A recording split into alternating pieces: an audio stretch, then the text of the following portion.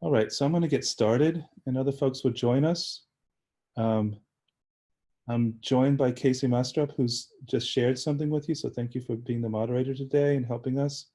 The structure of this is I'm going to be talking through a tool, a protocol that I used this past spring. We call it the Interactive Supervision Journal. I'm going to be showing you the tool, talking about how it works. I'm going to show you some examples of students' responses in that tool. And I'm also going to talk about things we learned through the spring, because as hard as the spring was, it was also a big learning opportunity. I learned a ton of things from the spring. So if you all would go to the chat, you'll find the document that I'll be working from. And I'm going to bring up some things along the way.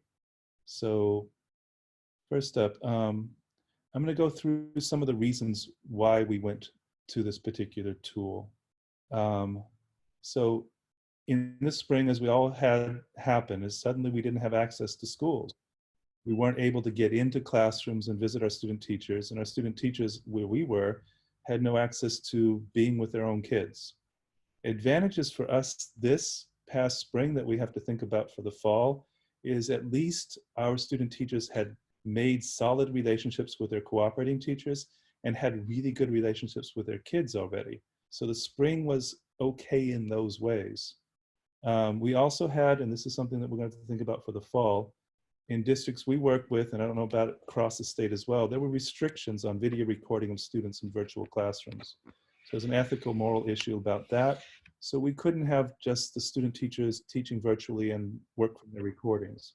So we were trying to find a way to have some kind of work supervision around teaching activity for our student teachers in their rooms or with their kids, but all of a sudden all the things we would normally expect weren't there. The other thing that came up along the way is that we wanted to push on supervision, something I've been working on for a while now, and something I think is worth considering is that we should maybe be pushing beyond the formal observations.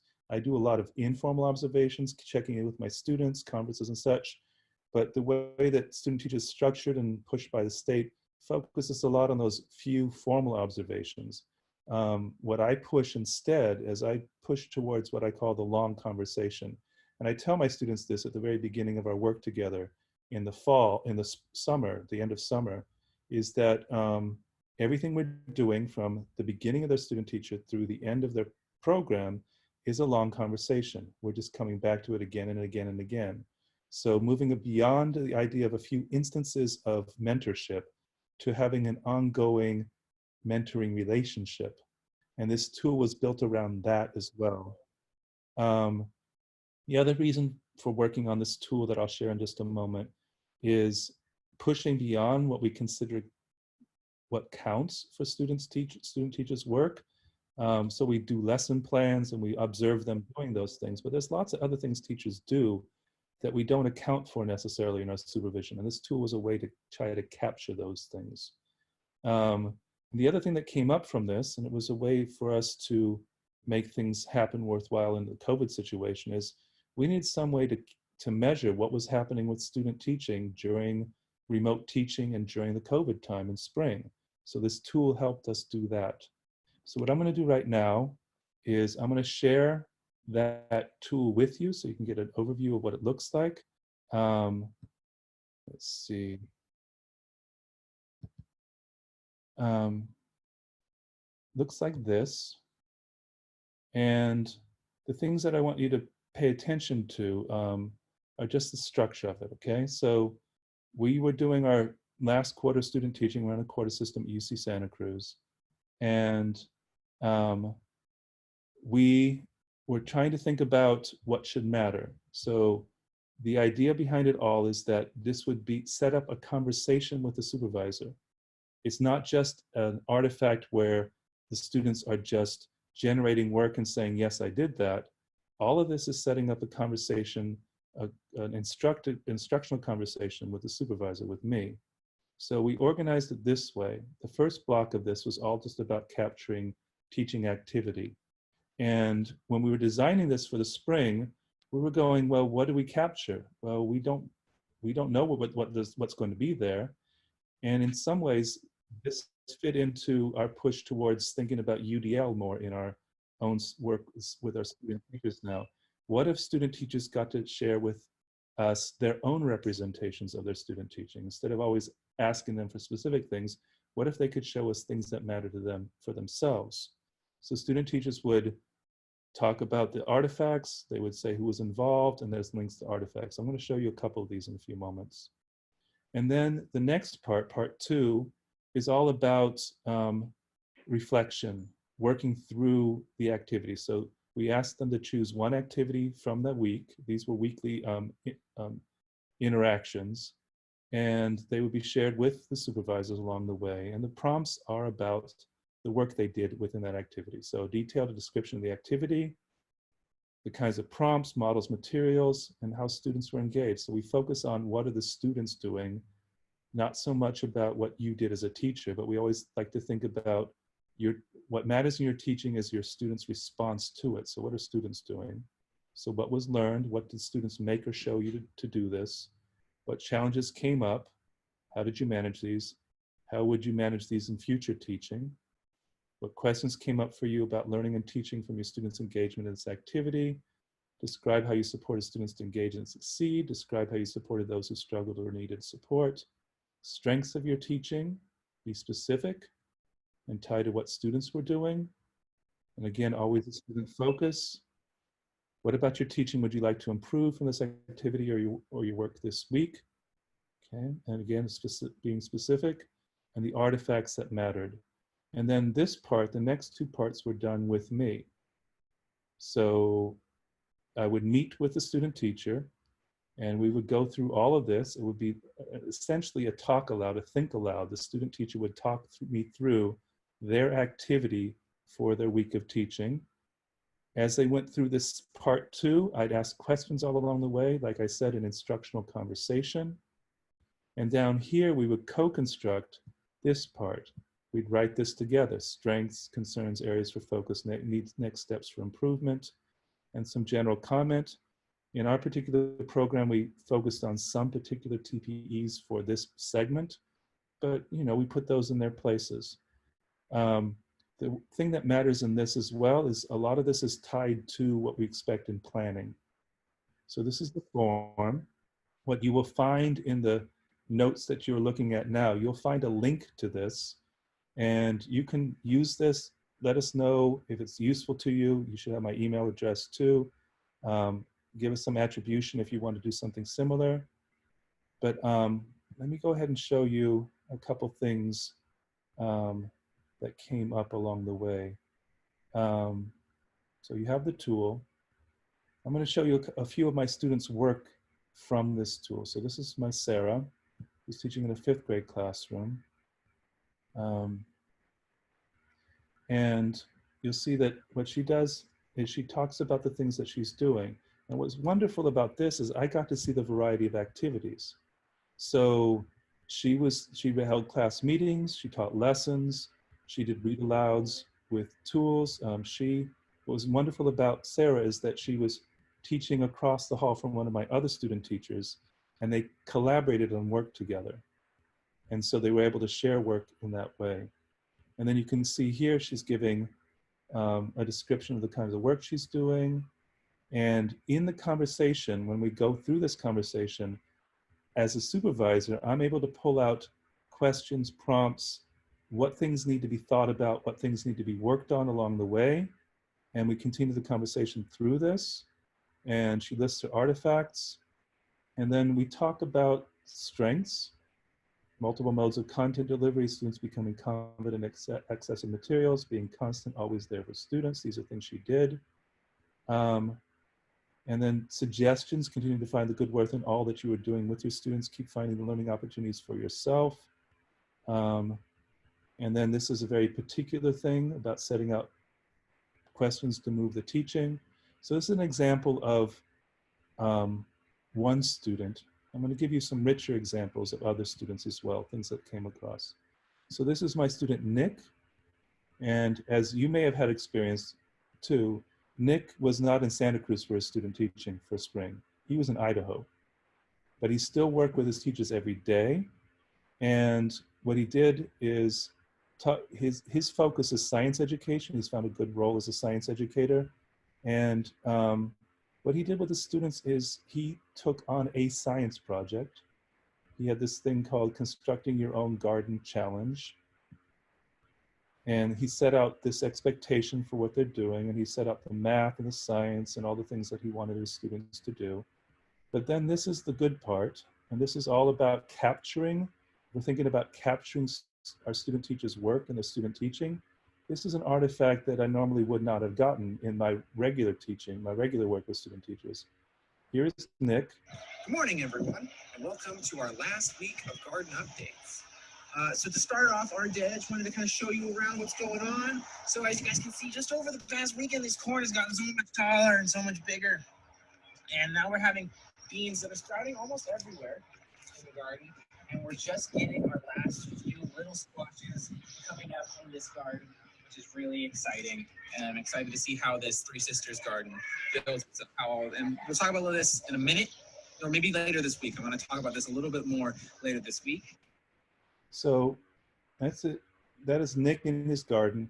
And the most wonderful thing that happened later on is in a later session, he shared with me videos his students made and shared with him of them in their own gardens.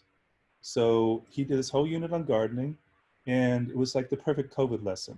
So what are we going to do with ourselves? Well, let's think about gardening. We'll think about biology. We'll think about math. And he made an example through his work in the video and through his tools, and kids carried it forward. And at the end of the spring, he had these students sending him videos of them essentially talking through their garden the way he's talking through his. So that's an example from Nick, and my ability to understand as a supervisor the nature of his work and the impact was made possible through the kinds of artifacts that were made available in this tool. So I'm going to share with you another one. This is my student, Leah. A little different. What was wonderful about her interaction, you can see that she did a lot of mini lessons. She worked really well with her cooperating teacher. I'm going to talk a little bit about things that were learned in her class as well. But she was able to take Eureka lessons or math lessons curriculum and make it work for herself. And we talked through different things that mattered, next steps. One of the things that came up a lot in all of the work that I did with student teachers in the spring was working out the front end, really investing in modeling things that needed to be done. So this was something that came out as a result of these conferences. There were things that we learned about teaching remotely through our interactions and conversations in these conferences. I'm going to share with you, this is my student, Erin. And Erin was a very tech-savvy person. She was working in Cupertino with a very capable cooperating teacher. And their way of working was always to set out some kind of electronic agenda. And I'm going to talk about this in things that I learned along the way too. That she set out everything in quite detail, hyperlinks, giving explicit instructions for the kids along the way, lots of things about what to do with your time. This will be one of the things that I'm going to share about what I learned along the way. Just ways of sharing things that she's done with her kids and making sure that they were organized for their learning. This is another student. This student was working in a kindergarten classroom. And what was fascinating about this is that I had 2 kindergarten classrooms, and I had two different student teachers in kindergarten classrooms. One of the kindergarten classrooms was a complete failure this spring, and this classroom worked. And the reasons it worked, I'll discuss in a little bit. But I want to share with you something she shared with her peers. This is a lesson she was doing with kids about forces in motion. Hello everyone, Teacher Esme here, and for today's science lesson, our essential question is what causes things to move. So I want you to think about what is causing the ball to move and what is causing the pins to move. So now that you've seen the ball move and the pins move, I'm going to challenge you to make your own volleyball games. And I'm going to set up another video that walks you through how you can do that. So I want to hold on to that walks you through part. That's going to be one of the things that was learned in these sessions. And Esme was one of the student teachers I had that I learned a great deal from, because she was in a kindergarten classroom, but they made it work for young kids, which was somewhat of a surprise.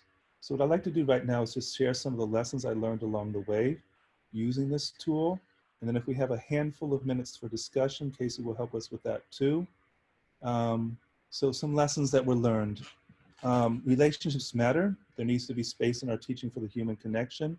A lot of our student teachers made spaces where they put a front end to any lesson where it's 5 minutes of just checking in with each other. Kids show up when they know that they are cared for, that someone's interested in them. The same thing happened with this work in this with the journal as well. This journal exercise, meeting with my student teachers once a week, made an opportunity for me to make the human connection with them, because I couldn't see them all the time. So we talk about a few things. We talk about teaching. We talk about how things were going. And as most of you probably had experience in the spring too, they're talking about, well, where are we going to be in the fall? Am I going to get a job? All those things. So part of this journal exercise was about the constancy of always connecting along the way. And for the student teachers, they kept sharing that they needed to make time in their teaching with their own students to just say hello. It's it's an incidental thing we do in the classroom because we can see kids, we can be informal with them, but it has to be built into the distance learning these days. I had at least one student, a couple students set up drop-in hours for students, just informal times to talk about schools and just to connect with them. One strong thing that came up in my conferences with this journal tool was that preparation matters. With the distance learning especially, all the things that are native to a classroom that express time and organization are not there. So we have to find ways, and these are all things my student teachers were telling me. They were telling me that they had to go about ways of showing kids how to use their time, what was happening next, how to use their tools. So student teachers taught their students about time, how the day should work with them. So Esme, the one who was doing the science work, actually did lessons with her kindergartners to tell them about how a morning works. Like, what do we do when we get up? What do we do next? What do we do for distance learning? How long are we going to do that? She spent time explicitly laying out how time works, because we can imagine for kids, all of a sudden things didn't work anymore. So I learned this was something that Esme offered me. Virtual routines mattered as much as regular classroom routines. In Erin's classroom, the student teacher who was in Cupertino, they had a schedule every day that was very clear, and she was very much involved in setting that out for her students. I had a student teacher in a 5th grade classroom who made videos about how to do things. So she would show her kids how to use Google Classroom or Padlet or anything else, because in the first week or so, they were finding that the teacher, her cooperating teacher, and she could not assume that kids knew how to use the technology. So this is about preparation, being in front of things again, and they did a good job with those things. The next piece, flexibility matters. Giving students the room to do the learning, representing learning in different ways matters to them. I'm connecting this to UDL. Early on in the use of this tool, it was apparent that I shouldn't make expectations about the shape of what they might offer me, because everything was up in the air this spring. So that actually was an advantage, because all of a sudden I got to see things that the student teachers chose to represent for themselves, which gave me a different insight into how I should be working with them. Leah, the student teacher, one of the student teachers I shared work with, she and her CT did something very special. They were used to having their whole class in the classroom before spring, and they would split lessons. The student teacher would teach half, and the CT would teach the other half, perhaps. Well, they modified it for what happened in the spring. So students were broken down as small instructional groups, say 4 or 5 groups, and then the CT would teach one group the lesson of about 10 kids or 8 kids or 5 kids or whatever, and the student teacher would be taking part. But after that, The subsequent lessons had the student teacher teaching some of them and the CT teaching others, which was all moderated by different meeting times. Since all the kids didn't have to meet at the same time, they could switch up times and make sure that everybody got small group lessons. The reason they did this is they found that, and this came up for a lot of the student teachers, they found that they were losing kids during the spring, that kids would show up in Zoom, but they weren't really there. So this was one of the responses that came up that I learned from my student teachers through our work with the Interactive Journal. And then some student teachers made ad hoc groups depending on something kids were struggling with, something that they needed. This is something that came up in spring that was just a response to what was happening. This next part, peers matter. Grade level teams started working differently. I heard reports through my work with my student teachers in this journal that a lot of grade level teams were doing the best work they'd ever done as a team. And then I had a few student teachers who found that they became the subject matter expert for a grade level team. So for Esme, the person who was doing the forces in motion lessons, she became the science lead for all the kindergarten classes for that entire school. That was her piece. Everything she did and shared became a resource for everybody else. So all of a sudden, a student teacher is a peer among other teachers in this case. And I had other student teachers who collaborated and shared things across classrooms, and there were things that they were very proud of. They got involved in science lessons, other kinds of things that were just really, really rich, and that you might not expect to see even in a traditional supervision setting.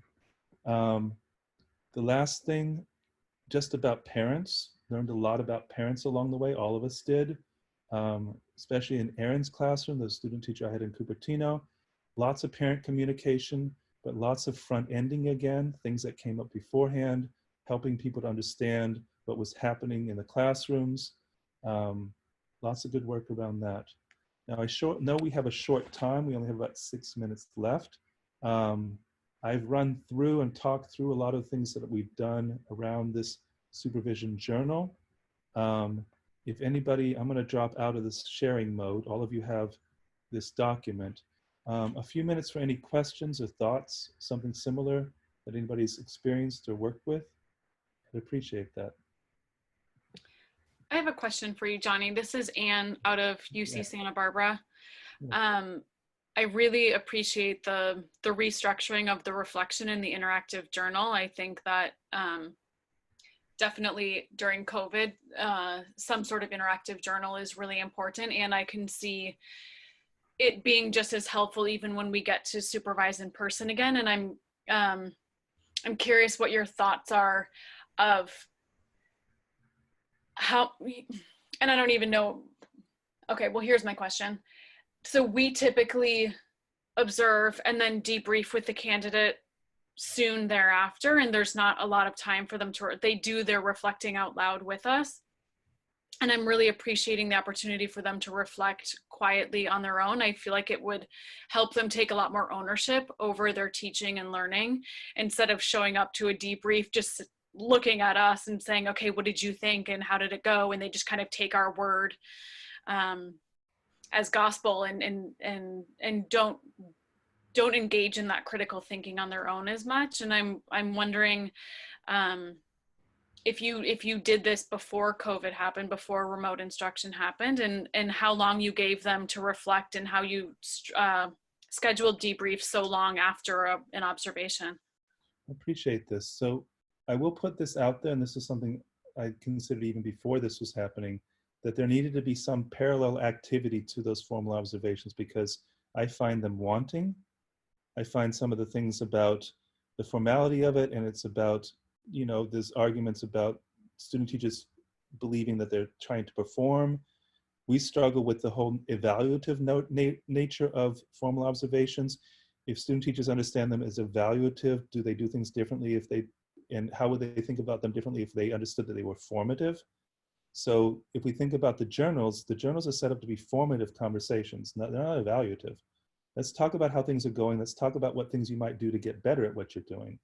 And the constancy, and I appreciate the question from Sarah, I met with them every week. So I'm at home, everybody's at home these days. And I'd spend 45 minutes with them in conference. So I had 15 of them, but of course the thing is, it was spring. It was supposed to be full-time student teaching. And normally I would be out in the field full-time visiting them. So, you know, this was the piece that fit that part. And then going back to that piece, and I'd appreciate this too, just that in prior times, the way that I would normally go through a formal observation is I have a pre-conference where we actually look at their planning live, and we look at it critically, and we talk about, you know, how's this going to work? The other thing that I have them do in the pre-conferences is actually have them do a mental talk through, a rehearsal of what they're doing, so that what happens in the post-conference is related to that first part as well. It's not like you have a lesson, you say you're going to be doing this, I watched you do this, now let's talk about it. We've already started the conversation. So an essential thing about this journal is it's a long conversation. It's something that we continue to come back to. So you can imagine that after 1 week we've done this work, I come back to them the next week, we still talk about the things they're already doing, and I still have those available. So we're thinking about teaching as a constant long activity rather than instances. And I appreciate this really very much. And anyone else have a question right now? Yeah, Johnny, I just want to say thank you very much. This is Orlando from UC Davis. And Nick had said something. He said, no, you had said something about Nick. You said, this is Nick in his garden. And yeah. Well, that made me think that Nick is in his element. He is the one that's kind of driving, like, this is what I want to show you. This is what I want to share with you. This is what I want, you know, feedback with. And I just really appreciated, you know, that this places the students in the driver's seat and really being able to, you know, to lead the discussion and let you know what they want. So. Well, I appreciate this. If you had just 1 second, I appreciate this, Orlando. Just that one of the things that comes up in the spring is we ask them to do a unit of study, teach a unit. But I always start with what's in your heart, what do you care about? Because we always teach best. That is what is closest to us. And Nick he studies biology. He's a botanist, and so he got there. And then the conversation that I had with him afterwards, you can imagine. I'm sorry, I got spine tingling, whatever. Yeah. When he shared the kids' videos, it's like, he did it. Yeah. He presented himself. He threw himself out there and said, this is Nick, this is what I care about. Yep. And as much as we talk about teachers having to perform, you're not performing when you're really yourself doing the thing you care about. That's and right. The kids got that, and they gave it back to him, which was a special thing. Yeah. Appreciate that, Orlando. Thank you. Thank you, Johnny. Sorry. If anybody else wants to ask, that'd be great. Margarita, please. Do the resident teachers also have access to this? Do they take a look at it? Well, this is a curious thing, because this would be like the next iteration. It would be the thing that we could share together in a different way, because it didn't happen the way, because we were all inventing things in the spring. But what I imagined and what could be made better is that since we're all remote, that conversation, that instructional conversation could be a three-way. It could be a triad, and that would be so much stronger. And it's something that I've been thinking about just in terms of my supervision over time too, that we do the dyads all the time, dyad, but we're all sharing this thing together. And I know all this, they're cooperating teachers well. So that one class where the student teacher was, where the cooperating teacher was smart and said, I'll do this first lesson with a small group, then you take a group and I'll take a group. That was all co-constructed, and I know them really well, and I could see how they're thinking. But if I'd been involved and heard that from them in a different way, that would have been really great for me too. I mean, thank you. Awesome. Yeah, I appreciate this, Margarita. I didn't say it clearly enough. While we were doing those supervision journal conferences, I had my notes going, because they were because this is like, I had this complete open window into COVID remote teaching from every one of my student teachers about what was working and what was not working. It's like, whoa. And then my student teachers being sharp on those things in ways I would not have gotten in another context, because they had their eyes and ears open to things that maybe they wouldn't have paid attention to otherwise. And they were giving it to me, and I appreciated their generosity, because I learned a ton this spring. Well, thank you for sharing. Johnny, just one quick question. You know, I usually talk to my students about what is your purpose, right? What is your purpose? Why are you here? You know, and get in tune with that so you can teach it. But you said it in a different way. You said, what is in your heart? What else did you say? Can you repeat what you said? I'm sorry. It's always, it is that we always teach best what's in us, what we care about most. But I think we all kind of, because, yeah, it's one of the essential things I get to, and it's a developmental thing. It's one of the things that I save for springtime, because through the course of our program, they're so concerned with this and this and this and this. And then springtime, it's supposed to be full-time student teaching for the elementary folks and for the other folks too. We and I purposely try to give them spaces where they express themselves as teachers, instead of just trying to go through and do this teacher thing. Because we talk about, you know, teacher identity is a big deal. Who am I as this person coming into something? And the other thing that I hold on to, and this is a prejudice, which is I value the stuff of teaching. So I'm often a math teacher, an art teacher. Those are things that I can teach really, really well. And I know for myself as a teacher, when I'm doing that content area, when we're sharing in that interesting thing together, it becomes less about me as the teacher and less about them as the learners, that we're sharing in this thing. And that, I mean, that extends to teaching too. When I'm talking to them as a teacher and they're talking to me as a teacher, we share in things differently. I think the journal did some of that work. Yeah. Yeah. Awesome. Thank you, Johnny. Thank you both. Thank you all. All right. Have a great day. Bye-bye.